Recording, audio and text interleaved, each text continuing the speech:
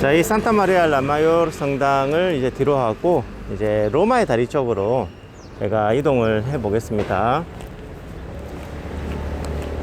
로마의 다리 쪽으로 가면은 당연히 이제 다리가 있으니까 예, 강이 있겠죠, 그렇죠? 그 강이 따호 강입니다.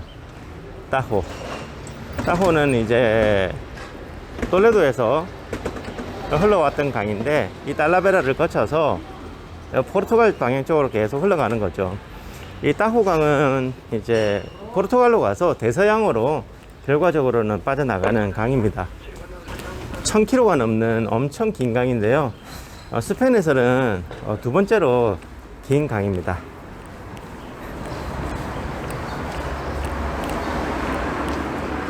이제 도심 바깥쪽으로 제가 나가고 있습니다.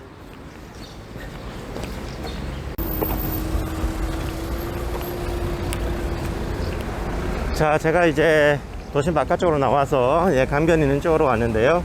여기 앞에 보시는 빨간 다리는 새로 지어진 다리예요. 지금 여기 앞에 보시는 이 강이 바로 따호강입니다. 따호강은 그 포르투갈 리스본에 가서 보시게 되면 거기는 따호라고 안 하고 이제 테주라고 합니다. 테주라고 하는데 떼주라고 그러죠. 떼주강이라고 하는데 거기는 강이 아니라 바다같이 보여요. 그래서 제가 리스본에 이제 여행자분들 같이 모시고 가면은 와, 바다다 하시는데 바다가 아니고 강이에요. 근데 바다로 보이는 이유가 강폭이 워낙 넓기 때문에 그런 겁니다. 한강에 한 서너 배 될까요? 강폭이. 그러니까 굉장히 넓어요. 그러다 보니까 바다처럼 보이는 거죠.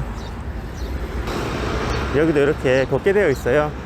사람들이 여기 산책하고 가다가 이제 앉아서 좀 쉬기도 하고 그런 곳인데 바닥이 좀 불편해요. 이 바닥 보시면 이 평평한 바닥이 아니라 마찻길 같은 바닥이에요. 그래서 좀 걸을 때 불편한 감은 있습니다. 저기 정면에 보이는 다리 하나 있죠? 저기가 바로 로마의 다리입니다.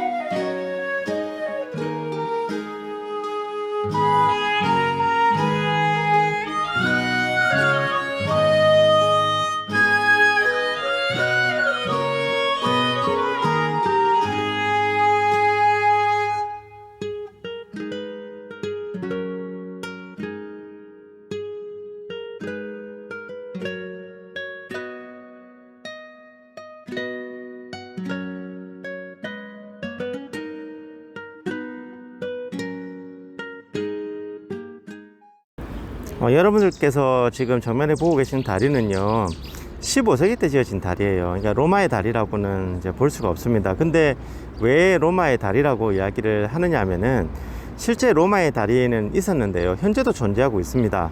그런데 다만 눈에 보이지 않을 뿐이거든요. 무슨 말씀인지 이해가 잘 안 되시죠? 그 이유가 뭐냐면 수면 아래에 잠겼기 때문에 보이지 않는 거예요. 그러니까 지금 위로 드러난 부분은 재건축이 되었다고 보시면 돼요. 그리고 이제 원래 로마의 다리가 놓여진 부분하고 현재 지금 다리 같은 경우는 같은 선상에 원래 있지 않고요. 물이 이게 흐름이 바뀌었다 그래요. 그래서 물의 흐름이 바뀌면서 방향이 틀어진 거죠. 그래서 일부분만 로마의 다리 위에 재건축이 되었고, 나머지 부분은 새로 다리를 만들었다고 보시면 됩니다. 자, 저 다리 쪽으로 제가 가보겠습니다. 다리를 건너서 한 중간 정도까지 한번 가보도록 할게요. 자, 로마의 다리로 제가 왔고요. 로마의 다리를 지금 건너가고 있습니다. 로마의 다리는 이 수면 아래쪽에 옛날에 세워져 있었다 그랬고요. 지금은 이렇게 새로 건축된 다리 위를 제가 건너가고 있어요. 저기는 이제 새로, 저 정면에는 이제 빨간색 다리 하나 보이실 텐데, 저기는 새로 이제 만들어진 다리고요.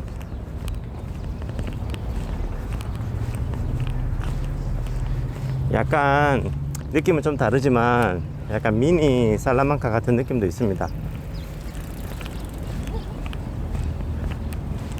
왜냐면 이 로마의 다리 위에서 시가지로 바라보는 모습이 약간 비슷해요. 자, 돌아볼까요? 자, 이런 느낌이거든요. 좀 넓게 제가 보여드릴게요. 네. 자, 오른쪽이 이제 달라베라 그 구시가지와 신시가지가 같이 있는 쪽이고, 여기는 이제 따호강을 제가 같이 여러분들에게 보여드리고 있습니다. 여러분, 달라베라 재밌게 보셨습니까? 여러분들에게 이 동네를 소개해드리고 싶었던 이유는 그 타일이 유명하기 때문이에요. 그 스페인에 이제 오신 여행자분들 중에 아주 간혹이지만 저에게 타일이 유명한 곳이 어디냐 물어보신 분 계셨거든요. 그래서 이런 동네도 한번 소개해드리면 좋겠다라는 생각이 들어서 이 달라베라라는 도시로 왔습니다. 이번에 보신 것처럼 동네 곳곳에 어디를 다니더라도 타일을 볼 수 있는 동네가 바로 이 달라베라라는 도시입니다. 프라도 성당에 들어갔을 때도 그랬고, 그리고 그 프라도 공원도, 정원도 그랬고요. 그리고 이제 그 뭡니까? 그 세라믹 박물관, 그쵸? 세라믹 박물관 안에서도 그랬고, 그리고 이제 거리를 다닐 때마다 보였던 타일들 되게 많았지 않습니까? 그래서 이 동네는 그런 느낌을 가진 동네다라는 것을 좀 보여드리고 싶었습니다. 여러분들께서 마드리드 오시면 이 동네에 가볼 만한 가치가 있겠다라는 이제 생각이 드시면 한번 와보시면 좋을 것 같고요. 저는 개인적으로 이 동네가 이제 좋았던 것은 이게 섞여 있는 게 참 좋았어요. 그러니까 옛날 12세기, 13세기, 15세기, 16세기 이런 어떤 유적지나 어떤 그런 건축물들, 그런 사이로 사람들이 앉아서 커피 한 잔 여유를 즐기고 맥주 한 잔 마시고 있는 모습들을 보면서 그런 분위기, 그런 느낌이 되게 좋았어요. 그래서 이 달라베라는 곳은 마드리드에서 많이 멀지는 않기 때문에 이제 가족들하고 저도 한번 같이 와봐야겠다라는 생각을 했습니다. 달라베라를 제가 참 오랜만에 왔는데요. 여러분들에게 이렇게 소개해 드릴 수 있어서 너무 좋았고요. 그리고 이제 다음 시간에는 또 다른 도시로 가서 여러분들에게 소개해 드리도록 하겠습니다.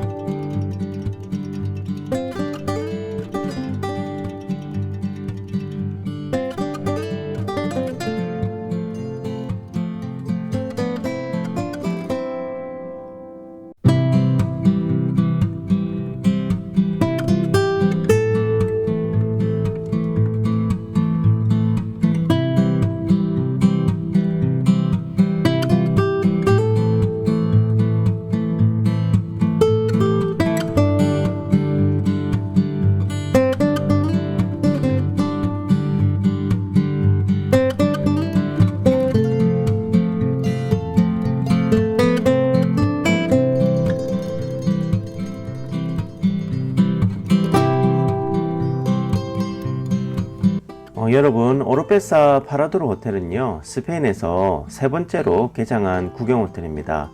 첫 번째가 아빌라 주에 있는 그레도스 파라도르라는 곳이고요.